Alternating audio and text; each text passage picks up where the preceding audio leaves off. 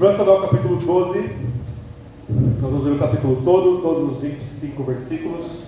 Depois de dizer essa palavra do Senhor, e todos que respondam com amém, nós vamos orar mais uma vez. Diz assim: Então Samuel disse a todo o Israel: Eu atendi a tudo quanto pedirdes, estabeleci o rei sobre vós. Agora o rei está entre vós, enquanto a mim já estou velho e de cabelos brancos, e os meus filhos estão convosco. Eu vos tenho liderado desde a minha mocidade até o dia de hoje. Eu estou aqui, testemunhai contra mim diante do Senhor e do seu ungido, de quem tomei algum boi, ou de quem tomei um jumento, ou a quem eu defraudei, ou a quem tenho eu oprimido, ou da mão de quem eu tenho recebido suborno para encobrir os meus olhos com ele. Se fiz algumas dessas coisas, eu vos restituirei. Eles responderam: Em nada nos defraudaste, nem nos oprimiste, e nem tomaste alguma coisa da mão de ninguém. E ele lhes disse: O Senhor é testemunha contra vós, e o seu ungido é hoje testemunha de que em nada achaste na minha mão. E ao que o povo respondeu: Ele é testemunha. Então Samuel disse ao povo: O Senhor foi quem escolheu Moisés e Arão e tirou vossos pais da terra do Egito. Agora permaneci aqui para que eu entre em juízo diante do Senhor com relação a todos os atos de justiça do Senhor que ele fez a vós e a vossos pais. Quando Jacó entrou no Egito e vossos pais clamaram ao Senhor, então o Senhor enviou Moisés e Arão, que tiraram vossos pais do Egito e os fizeram habitar neste lugar. Porém eles se esqueceram do Senhor seu Deus, e ele os entregou na mão de Sísera, comandante do exército de Hazor, e na mão dos filisteus e na mão do rei de Moabe, os quais lutaram contra eles.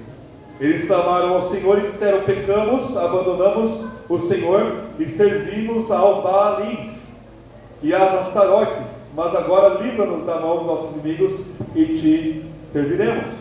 Então o Senhor enviou Jerubaal, Baraque, Jefté e Samuel, e vos livrou da mão dos nossos inimigos ao redor, e habitastes em segurança.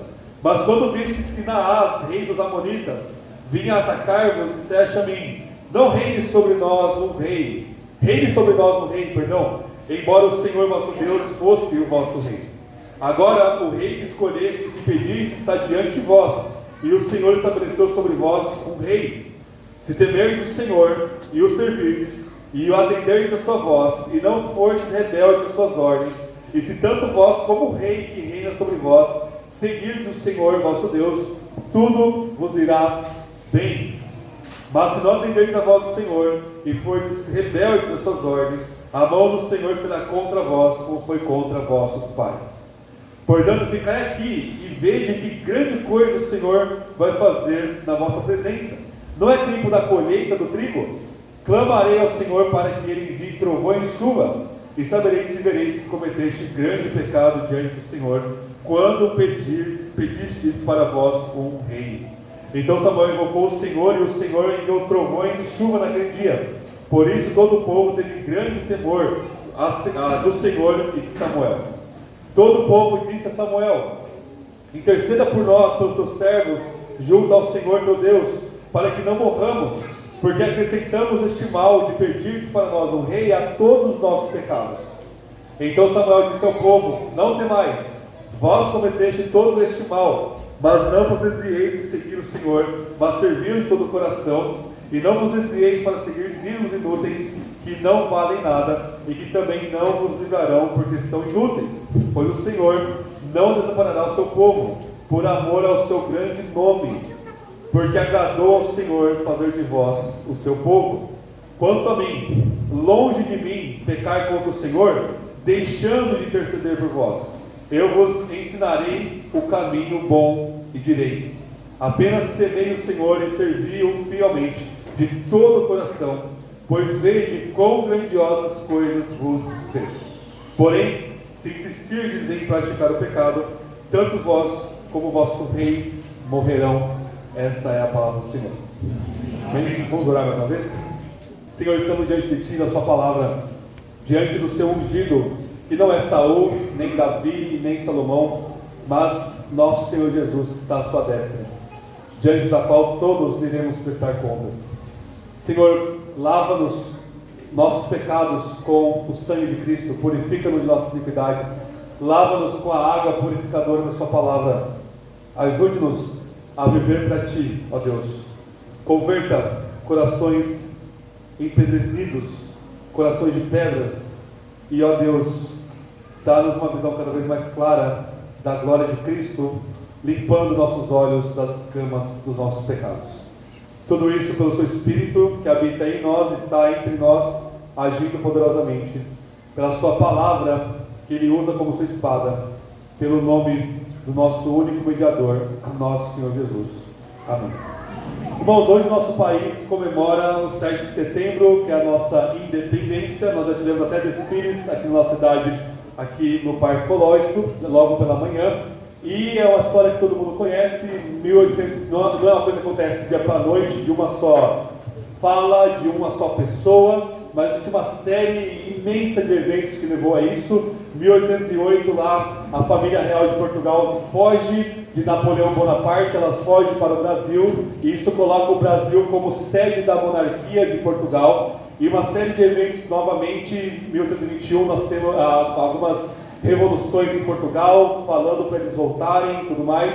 E aí, reza a lenda, né, que a gente não sabe se é lenda ou se é fato de verdade, que em 1822, Dom Pedro I, lá em 7 de setembro, no Riacho, lá em São Paulo, no Ipiranga, ele falou a frase independência ou morte. Então ele estava, daquele momento em diante, vai demorar alguns anos ainda, o Brasil ele se torna uma monarquia independente de Portugal, ele se torna um império sendo governado ali por Dom Pedro I, e portanto nós temos ali a nossa independência. Não queremos discutir se isso foi bom ou ruim, se era melhor ter feito, se era melhor não ter feito, e todo o mito que envolve esses fatos, mas eu quero usar isso como uma ilustração para o texto de hoje, porque providencialmente nós temos aí, como eu falei para vocês antes da leitura, Israel ele vai se tornar então uma monarquia, finda-se a era dos juízes, igual findou-se a era de Brasil como colônia, que é comemorado esse dia, e começa-se a monarquia, assim como no Brasil começou a monarquia. E essa frase de Dom Pedro I, ela é instrutiva, porque eu tenho lá minhas dúvidas sobre se ele ia realmente lutar até a morte pela independência do Brasil, ou se é apenas um jargão, ou se ele de fato não falou isso.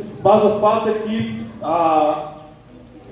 como nós éramos colônia de Portugal, nós estávamos implícita ou explicitamente numa relação de aliança com Portugal. Portugal era o nosso senhor, Portugal era o conquistador, Portugal era o desbravador, e nós éramos seus vassalos, nós éramos colônia de Portugal, e isso já é por si mesmo uma relação de pacto, uma relação de aliança, onde tem o suzerano e o povo conquistado, que são os vassalos. E aí, Dom Pedro I, ele realmente findou essa era e colocou a independência no Brasil. E eu gostaria de colocar para nós o título do sermão, que deve estar aí: Independência e Morte. Não independência ou morte, mas independência e morte, porque é isso que está acontecendo aqui em 1 Samuel, desde o capítulo 8, desde eles pedirem um rei para Deus, porque quando eles pedem um rei para Deus, como Samuel vai testemunhar contra eles aqui, eles querem independência de Deus. Eles querem não estar num relacionamento pactual com Deus, Deus como seu Senhor, Deus como seu Rei. Eles querem ser como as outras nações, eles querem ser independentes de Yahvé. Eles não querem depender pela fé de atos de Yahvé, do Senhor da Aliança. Eles querem algo visível, palpável. Eles querem um rei poderoso, um exército poderoso, e para eles olharem aquilo e terem segurança quando eles forem guerrear e tiverem guerra contra as nações ao redor. E ao declarar e desejar independência desse pacto com Deus, eles na verdade estão abraçando a morte. Deus é gracioso, Deus não abandona, não permite que seu povo cometa essa loucura, mas o desejo no coração deles é essa independência e essa morte de Deus. Então, o texto de hoje, as três coisas que nós vamos ver, elas estão em conexão com esse grande tema de independência e morte, que é: ou nós estamos no relacionamento pactual com Deus e temos vida, e o que significa isso, o que é necessário para isso, ou nós estamos nessa tentativa de independência de Deus e nós temos morte, é assim que Deus termina. Ele vai falar: se vocês insistirem em praticar o pecado, tanto vocês quanto o vosso rei morrerão. E o pecado é exatamente esse grito de independência de Deus. Nós não queremos ser responsabilizados e estar debaixo da palavra pactual do nosso Deus. O texto é um quiasmo, não sei se vai aparecer aí para vocês.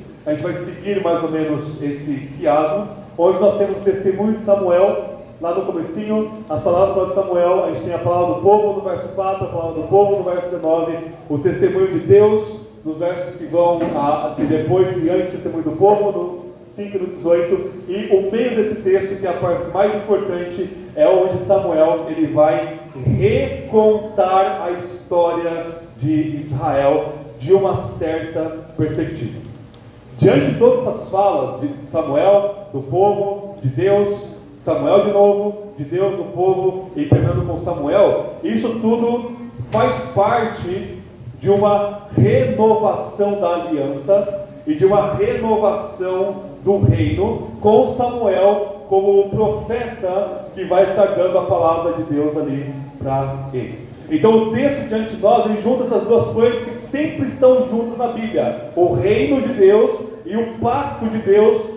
Não tem como separar um do outro. Em que sentido? Toda vez que Deus vai estabelecer o seu reino, quer seja no céu invisível, na terra, como o seu reino universal, quer seja no Éden com Adão e Eva, quer seja em Israel com o estabelecimento lá de libertando eles do Egito, ou quer seja o reino final de Deus inaugurado em Jesus Cristo e consumado quando ele voltar, o reino de Deus sempre ele é inaugurado e estabelecido através de aliança. Então a palavra de Deus, que já é aliançada, já é compactuada, já é um pacto, é ela que vai criar e estabelecer esse reino. E esse reino depois ele é administrado pela aliança. Porque se é reino, quer dizer que ele é rei, quer dizer que Deus é o Senhor, e quer dizer que esse Senhor sempre tem um documento, uma palavra de aliança para conosco. Então Samuel, ele vai dar esse discurso aqui final da época da era dos juízes, esse discurso que vai inaugurar de fato agora a monarquia, e ele vai ser um testemunho pactual. Um testemunho pactual de Samuel, um testemunho pactual do povo, um testemunho pactual de Deus e um testemunho de aliança, de pacto da própria Escritura e da própria história reinterpretada pela Escritura.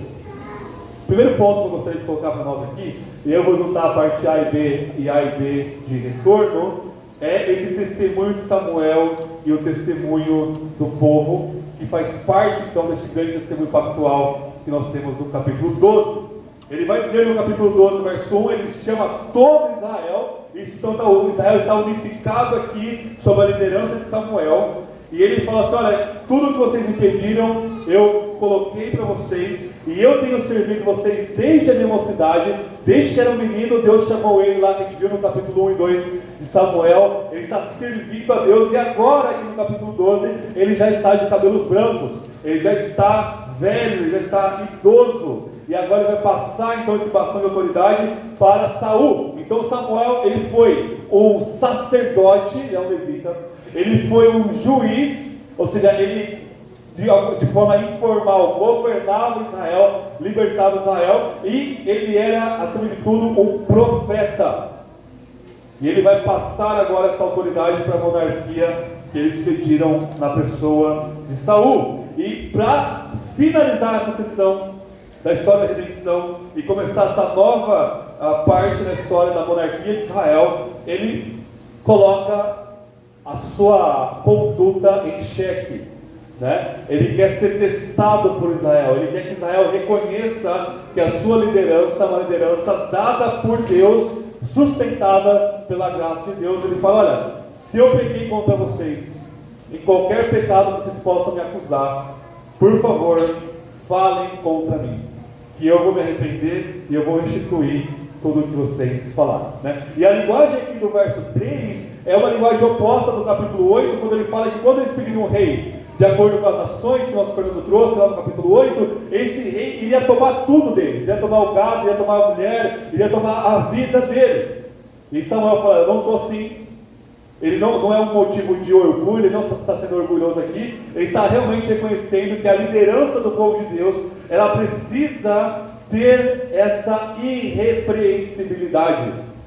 A marca de Deus na vida de Samuel é ele, da mocidade até os seus últimos dias, ser publicamente irrepreensível diante deles. Apesar de seus filhos estarem ali em pecado, né, a pessoa de Samuel se portou de forma irrepreensível por todas essas décadas servindo a eles.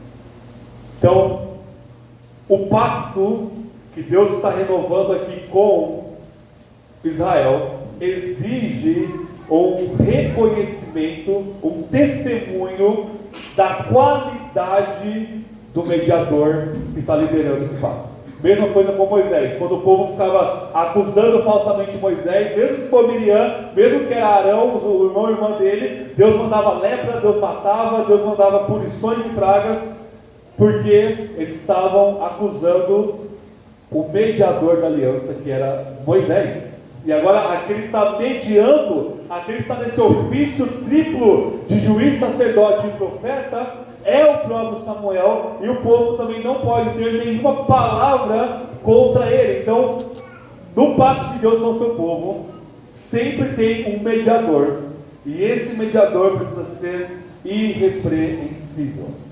Na fala de volta de Samuel, que é lá no verso 20 até o 25, ele vai dizer que o povo cometeu todo de pecado, mas que eles eram para não continuar pecando, que Deus iria abençoar eles, e ele fala que ele não vai pecar contra eles, deixando de interceder por eles. Verso 23, quanto a mim, longe de mim pecar contra o Senhor, deixando de interceder por vocês, e vos ensinarei o caminho bom e direito. O caminho bom e direito que ele vai ensinar é a própria palavra de Deus, né, na função profética de Samuel. Então, o não pecar do mediador também envolve não só coisas negativas de não faça isso, não faça aquilo, mas coisas positivas de realmente servir o povo e de realmente mediar o povo. Igual Moisés, lá quando Israel, em Êxodo 32, faz um bezerro de ouro e eles pecam violentamente contra Deus, Deus fala: eu vou matar todo mundo e vou começar de novo com você, Moisés. Moisés, como mediador, ele se coloca de joelho diante de Deus e do povo e fala: Senhor, não faça isso. E ele intercede por Israel: risca meu nome do livro dos vivos, me mata, mas não deixe que seu nome seja blasfemado ao não salvar e perseverar no seu povo.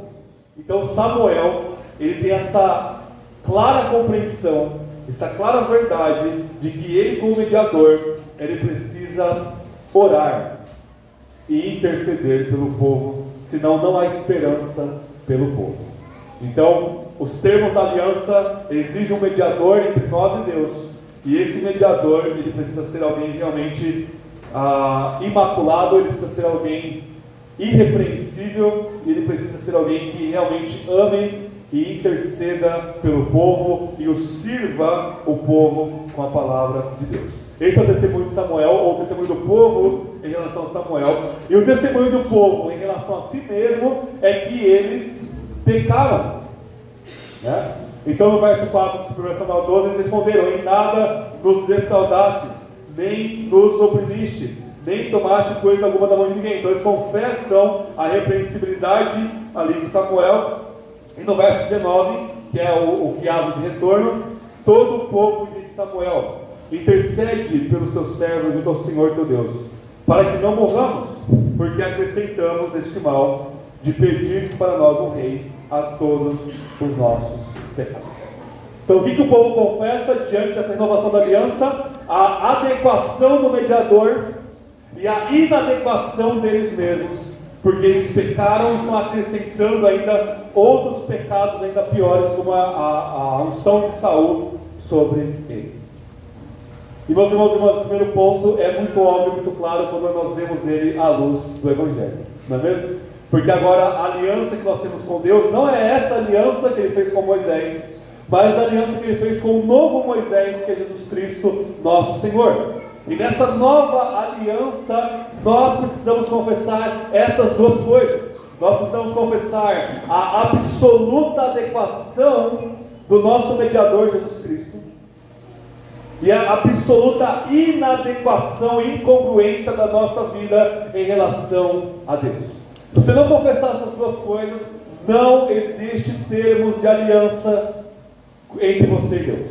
Se você não reconhece, não celebra, não vive, não exalta a obediência, a perfeição e a suprema excelência do nosso Senhor Jesus, você não reconhece, você apenas reconhece como um homem bom, você apenas reconhece como alguém que fez coisas boas, mas na sua vida você não vive à luz da justiça de Cristo. Então você não tem um relacionamento pactual com Ele. E se você não confessar toda a podridão, toda a imundícia, toda a rebeldia, toda a iniquidade que está dentro dessa sua alma caída, você também não está em um relacionamento pactual com o Senhor. E nas renovações da aliança que a gente tem todos os dias e todos os domingos, isso se aprofunda. Mais nós vemos a graça e a grandeza do nosso mediador. Quanto mais nós vemos isso, mais nós vemos a escuridão e as trevas da nossa própria existência. E a gente continua o quê? Confessando os termos da aliança, confessando a nossa pecaminosidade e confessando a perfeição do nosso Senhor Jesus. Esses são os termos da nova aliança. Se você está nesse relacionamento pactual com Cristo, você vai crescer para baixo, você vai crescer em reconhecer as suas misérias. Então a santificação, ao mesmo tempo sendo mais parecido com Jesus, mais você vai ter esse senso de inadequação, mais você vai ter esse senso de que é um absurdo Deus te salvar, mais você vai ter a consciência de que tudo que você merece é a condenação eterna. Mas esse é apenas um lado da moeda. O outro lado da moeda é você vai se alegando cada vez mais que tudo que você tem e está em Cristo, e é suficiente. O nosso mediador é suficiente.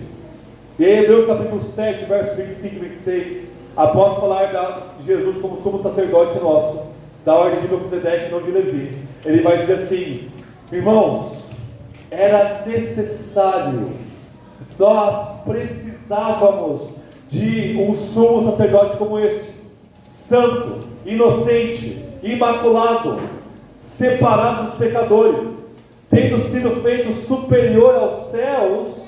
Ele não oferece sacrifícios todos os dias como os sacerdotes, ele não oferece sacrifícios por si mesmo como os sacerdotes levitas, mas ele ofereceu a si mesmo de uma vez por todas. Vocês ouviram isso? Hebreus 7, 25 e 26, Jesus lhe oferece a si mesmo uma vez por todas. Isso quer dizer o quê? Que quando Deus olha para Cristo, para o Cristo crucificado na cruz, Ele fala: basta, é mais do que suficiente para quê? Para cobrir todos os nossos pecados, e estabelecer uma nova aliança conosco. E é por isso que a nova aliança ela é eterna, é por isso que a nova aliança ela é inquebrável, e é por isso que a nova aliança você não pode sair dela, porque não depende de você, depende daquele que cumpriu os termos da aliança, nosso Senhor Jesus. E aí você confessa: Deus, olha que desgraça que eu sou, mas olha para o seu filho em mim. E isso basta para nós termos esse relacionamento pactual com Deus.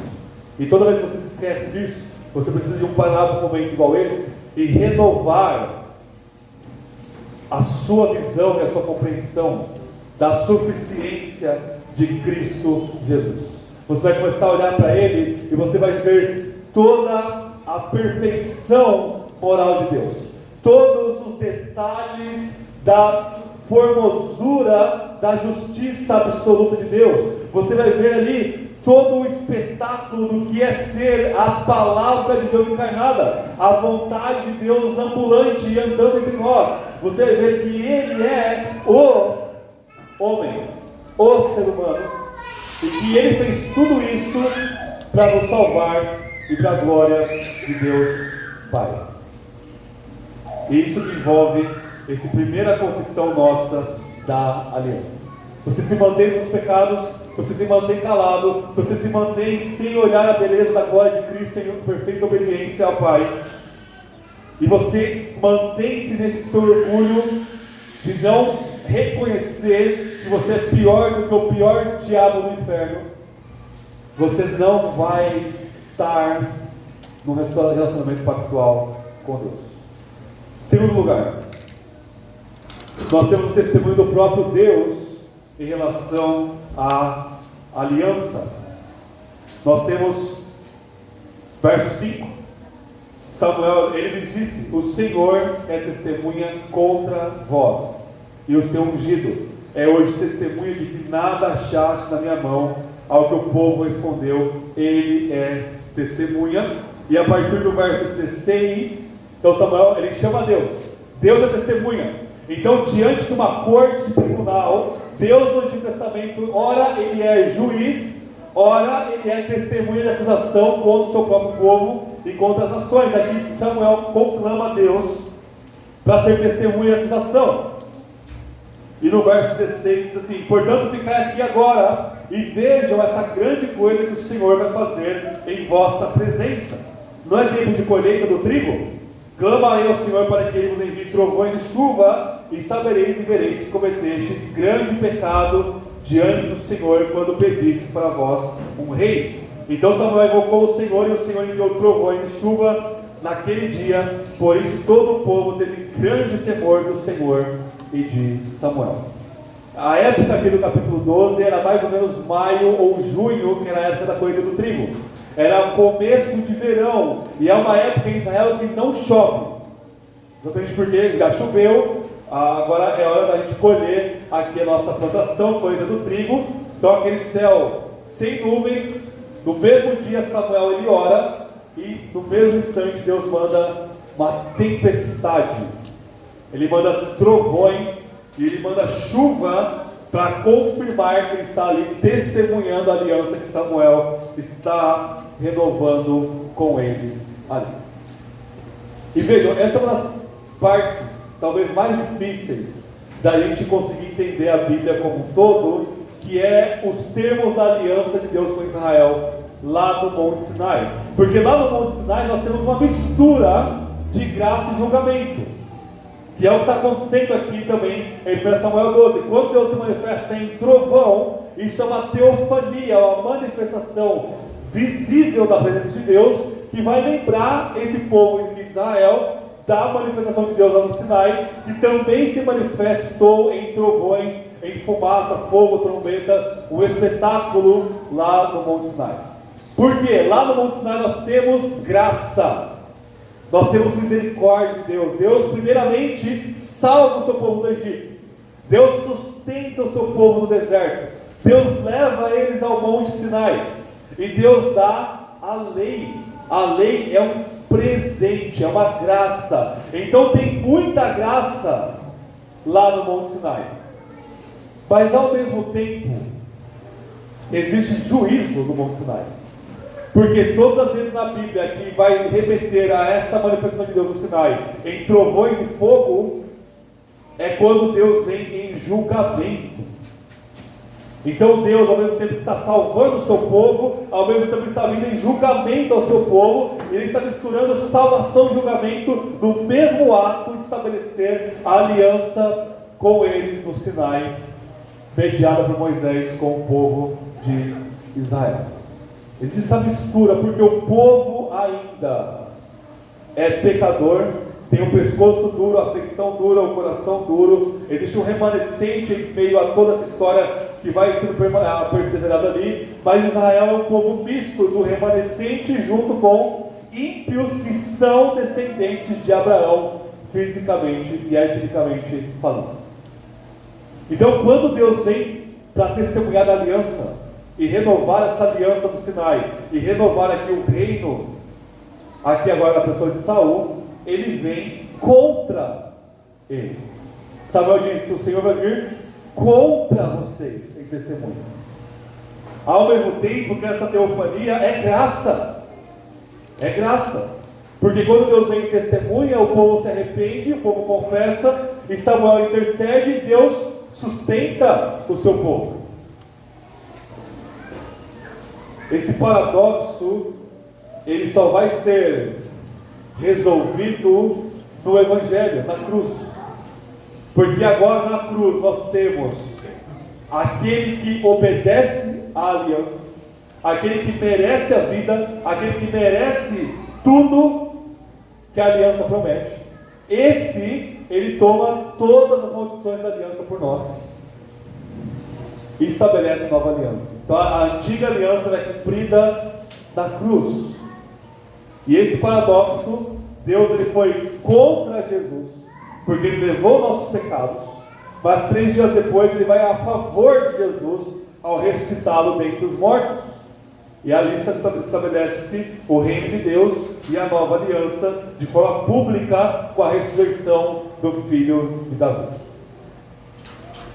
O que isso traz para nós é que agora a qualidade da nova aliança é diferente disso daqui. A qualidade da nova aliança é um Deus agora que está 100% ao favor do seu povo. É uma qualidade tal que quando Deus se manifesta para nós, não é mais trovejando e trazendo punições. É um Deus agora que traz apenas graça, apenas para aqueles que estão no seu Filho. É somente a graça, somente Cristo da reforma protestante. E aí, meus irmãos e irmãs, nós temos Deus testemunhando a nosso favor. Isso é maravilhoso. A quem Deus testemunha a favor? Aqueles que estão nesta nova aliança em Jesus. Deus, ele não tem uma palavra contra nenhum de nós. Você percebe isso? Romanos 8, não há nenhuma condenação para os que estão em Cristo Jesus. Nenhuma condenação da parte de quem? De Deus. Não é apenas o diabo que não pode nos acusar mais, como a gente viu semana passada. Deus não tem nenhuma queixa contra nós. Nenhuma queixa. Nenhuma palavra contra nós. E aí Romanos 1 ele fala isso, no final de Romanos 8, Romanos 8:1, no final de Romanos 8 ele fala: o que nós vamos dizer dessas coisas? Se Deus é por nós, quem será o quê? Contra nós. Aqui Deus está contra Israel. Nessa mistura de graça, de salvação e de juízo, ele está contra e a favor. Mas agora na nova aliança, não tem mais o pecado nosso. O pecado agora ele é pago. E Deus, ele se coloca a nosso favor. Ele se coloca a nosso favor. Ele testemunha favorável para nós. Isso é maravilhoso. Isso é a palavra bênção, que é a palavra grega eulogia, que vem elogio. Eulogia é falar bem. Vocês têm noção do Deus que é absolutamente perfeito? Quando ele fala de você, ele fala somente bem. Como isso é possível? Isso só é possível pela primeira parte da pregação. Ele vê a perfeição de Cristo em você, e ele fala bem. Então veja, Mateus capítulo 10, verso 31, 32 ali, 33, Jesus vai falar assim: olha, aquele que me negar diante dos homens, eu negarei diante do meu Pai que está no céu. Mas aquele que me confessar, olha, confissão da aliança, confissão pactual, aquele que me confessar diante dos homens, eu, Jesus falando, o confessarei diante de meu Pai que está nos céus. A gente não consegue imaginar a grandeza disso, porque, meus irmãos e irmãs, uma vez que você tem a revelação da sua maldade, uma vez que você tem a revelação de fato dos seus pecados, nem você iria falar bem de você mesmo diante de Deus. Você não ia.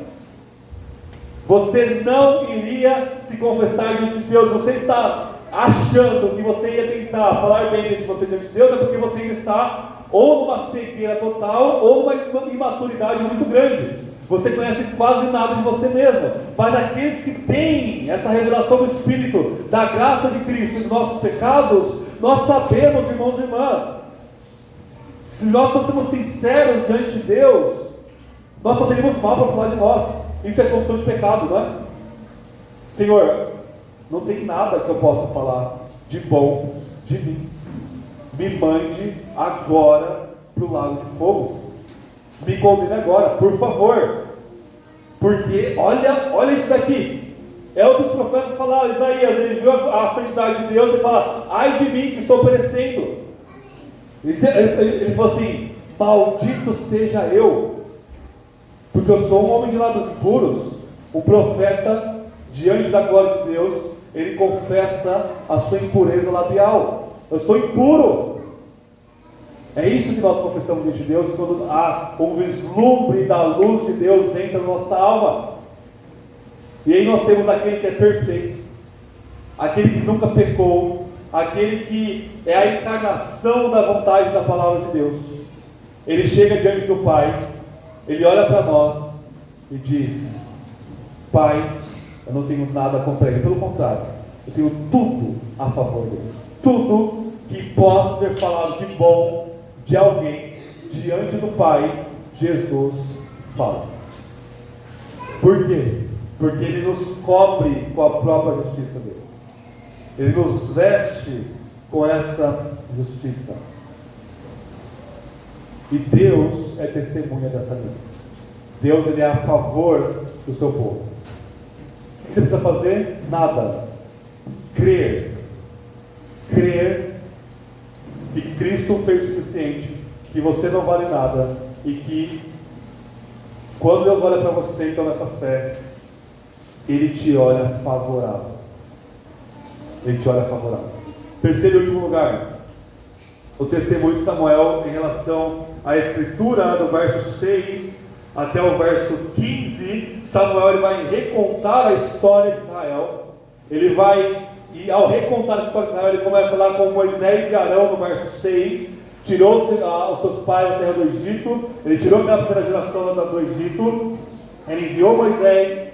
Israel pega contra eles. Deus entrega eles para Sísera. E aí ele vai ir, ele dá um pulo lá para a época dos juízes, que nós já vimos aqui na pregação. E ele vai dizer no verso 11: então o Senhor enviou Jerubaal, que é Gideão, se vocês lembram bem, Gideão, Baraque, Jefité e Samuel. Samuel, ele se inclui como o último dessa lista resumida aqui dos juízes, para livrar da mão. E aí ele coloca já em perspectiva o que aconteceu recente. Verso 12: apareceu Naás, rei dos Amonitas, a serpente, rei dos inimigos do povo de Deus. Quando Naás apareceu, ele falou: não, reine sobre nós um rei, embora o Senhor nosso Deus, verso 12, fosse o vosso rei.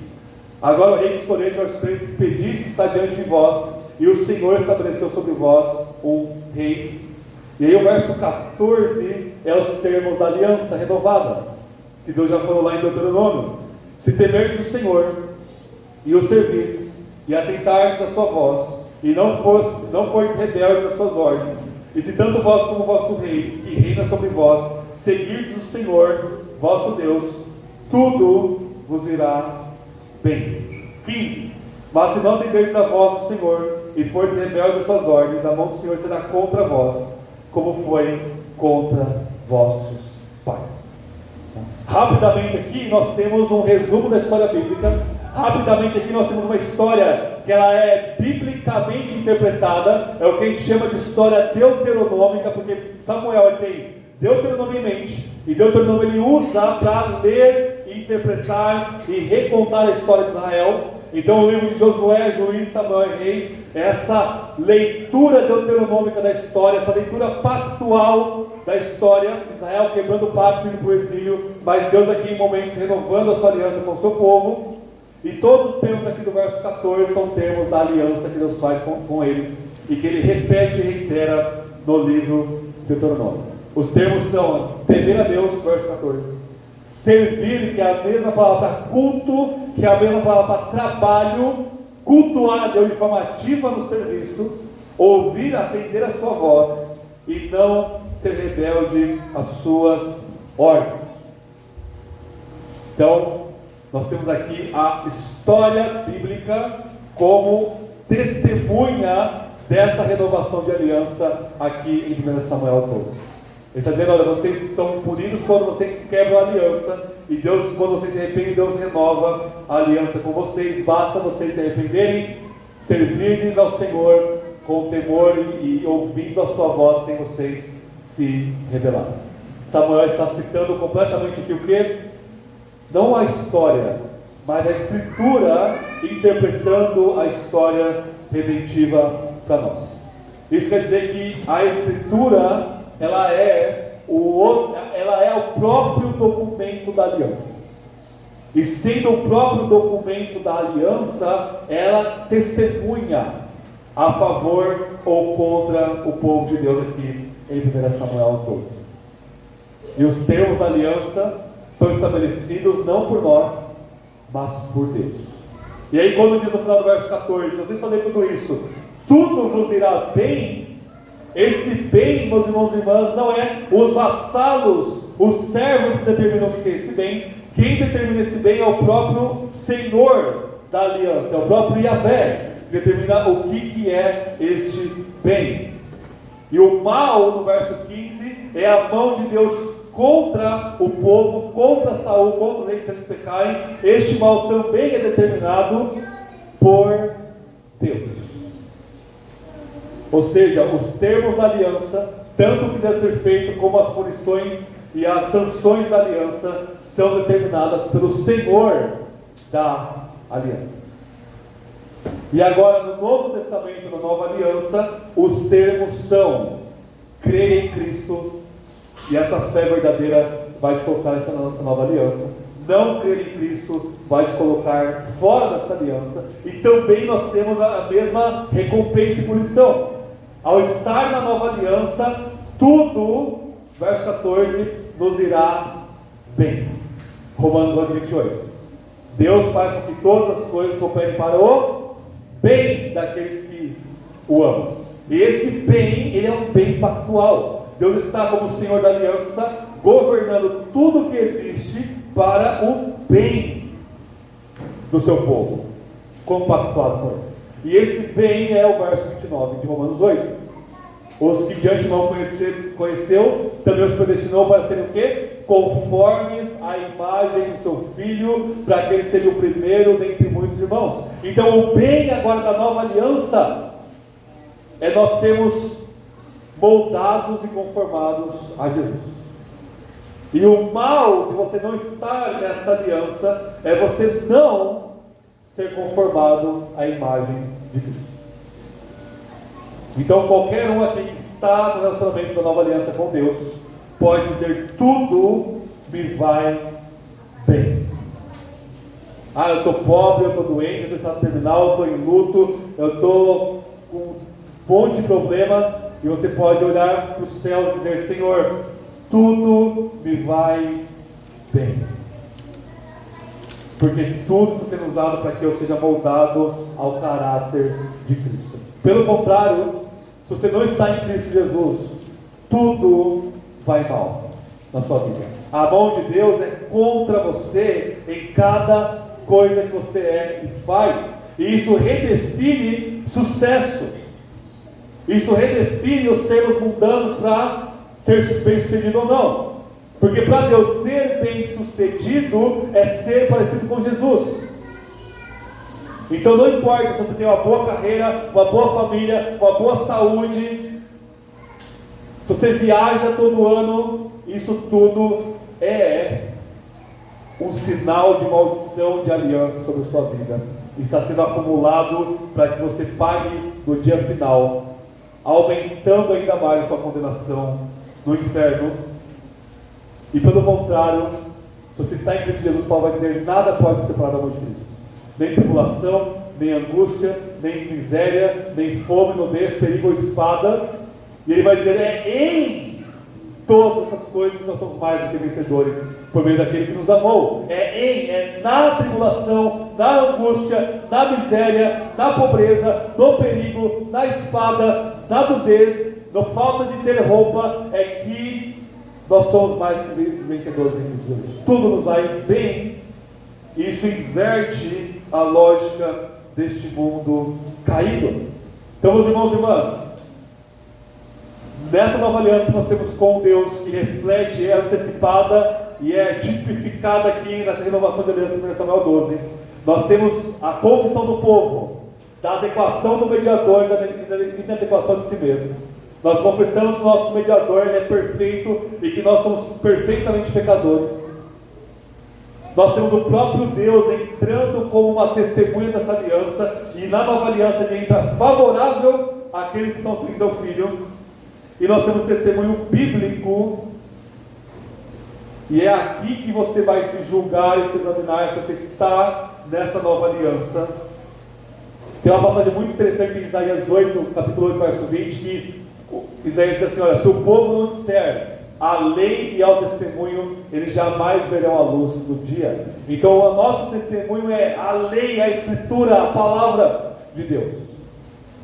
Quem define os termos da aliança é Deus em sua palavra, e não nós em nossas vãs imaginações.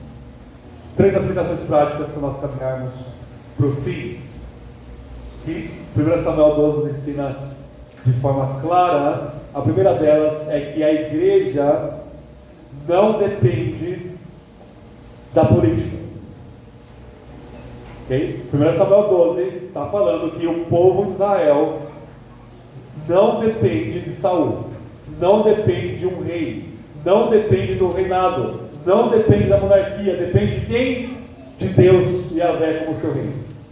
E isso é verdade por toda a história. O povo de Deus é sustentado pelo rei Deus em seu reino, em sua aliança, e não por alianças políticas, e não por meio do poder político humano. Então vejam, a igreja ela é chamada a ser uma voz profética na sociedade. A igreja é chamada a desafiar os seus líderes, a chamá-los ao arrependimento, a cobrar para que haja justiça em meio à sociedade, a cobrar para que os governantes não sejam corruptos, que eles não sejam como a besta de Apocalipse, aquele que quer governar cada aspecto da vida, mas que eles se foquem na missão que Deus deu para o Estado, que é punir o mal e promover a justiça na sociedade. Romanos 13 basicamente fala isso.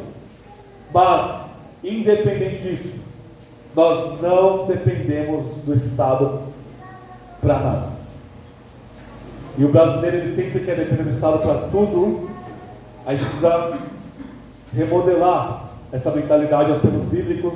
Nós não dependemos de Lula, de Bolsonaro, de qualquer um que vá se assentar ali no trono do Planalto para absolutamente nada. No século II, um pai da igreja chamado Tertuliano, ele está ali diante de um império que está matando cristãos a rodo, e ele vai fazer uma apologia à igreja, e apologia significa defesa, e ele se coloca como uma testemunha a favor do povo de Deus, e ele começa a argumentar: ó, o imperador fulano de tal, não mate os cristãos, a gente é os melhores cidadãos, a gente paga imposto, a gente não se rebela, nós somos morais. E ele vai dando uma série de argumentos absolutamente persuasivos de que a igreja não deve ser perseguida pelo Estado. Ele está realmente tentando ali, e é legítimo isso. E aí o Tertuliano era um sujeito muito estourado, realmente, né? Ele perdia a paciência muito rápido, e aí é como se você visse ele escrevendo, ele perdesse a paciência. E ele fala assim: quer saber? Continue perseguindo a gente, não tem problema, pode continuar matando a gente, porque o sangue dos mártires é semente para a igreja. Ou seja, eu estou tentando argumentar, não quer me ouvir? Ok, você vai prestar conta diante de Deus, mas o crescimento e a saúde da igreja não depende de Saul, não depende de César, e não depende de nenhum governante humano, depende somente de Deus e da sua graça e da sua palavra pactual para nós. Então não sejamos crianças ansiosas por política. Nós vamos descansar na soberania do nosso Deus. Segundo lugar, Deus disciplina o seu povo, aqui em Samuel 12, mas nunca o abandona. Israel é o povo de Deus, aqui em Samuel 12, e Deus ele vem contra eles, Deus pune eles, Deus disciplina eles, Deus chama o mediador Samuel para falar contra eles, Deus tem que lembrá-los de todas as coisas, mas Deus não abandona o seu povo. Isso é incrível, porque eles pediram um rei, o povo disse: nós não queremos que Yahvé reine sobre nós, nós queremos Saul. E mesmo assim, Deus não abandona o seu povo. Quanto mais o novo Israel restaurado que somos nós, quanto mais nós. Deus nunca te abandona, e nunca vai te abandonar, se você está nesta nova aliança em Cristo Jesus. Ele te disciplina, Ele te disciplina, e disciplina pesado, e graças por isso. Hebreus 12 fala: se vocês estão sem disciplina, vocês não são filhos, vocês são bastardos. Mas se vocês são filhos de Deus, Ele, como nosso Pai amoroso, Ele nos disciplina para o nosso bem, para a nossa santificação. E a disciplina de Deus pesa, mas nunca é em ira. Quem aqui disciplina o filho sabe, a gente não gosta de discipliná-los, mas nós disciplinamos para quê? Para corrigi-los em amor. Muito mais, infinitamente mais, nosso Pai que está no céu, Ele nunca nos abandona. E isso deve firmar-nos num relacionamento, numa mentalidade de santificação diante dele. O Pai me ama, Ele não me abandona, logo eu me abandonaria fácil, em um piscar de olhos. Não vale a pena, William, pelo amor de Deus. Deus vai se ocupar com o outro. O Pai não nos abandona. Isso deve tirar nossa esperança em nós mesmos e nos colocar numa vida diante dele. Terceiro e último lugar, e aqui uma exortação de 1 Samuel 12 para nós, porque o povo ele peca, ele pede Saul como rei. Deus fala: isso é pecado, eles caem em si. E aí no verso 19 eles falam: nós pecamos contra Deus, pedindo um rei e acrescentando mais esse pecado sobre os nossos pecados que a gente já tem. Eles confessam o pecado deles, só que eles não mudam. Eles não falam assim: então Saul, deixa quieto, a gente vai esperar em Deus até ter um rei de acordo com o coração dele. Não, Saul continua na monarquia. Isso não adianta de nada agora na nova aliança. Não adianta a gente confessar os nossos pecados e simplesmente continuar fazendo. E deixa eu dizer algo: cada ser humano aqui presente faz isso. Nós fazemos isso. Nós pecamos, a gente reconhece que aquilo é pecado, a gente confessa isso diante de Deus e a gente volta a pecar. É o ciclo de Juízes sendo repetido na nossa vida. Mas, meus irmãos, nós temos infinitamente mais do que eles têm aqui. Nós temos Cristo, nós temos o Espírito Santo, nós temos a igreja, nós temos a Escritura, nós temos acesso ao Pai. Em qualquer lugar, em qualquer momento, nós temos escape desse ciclo vicioso de pecado aqui. Então, da próxima vez que você for confessar diante de Deus, que é daqui a pouco, tome uma atitude séria na sua vida e abandone esse pecado. E se ele vier bater a porta de novo, lute contra ele até que você o vença e vá para o próximo pecado na sua vida. Não confesse o seu pecado se for para você continuar nele. Não tolere o pecado na sua vida, e nem na igreja, nem na comunidade de Israel que somos nós. Amém? E que nosso relacionamento com Deus seja renovado pela sua palavra pregada a nós. Oremos.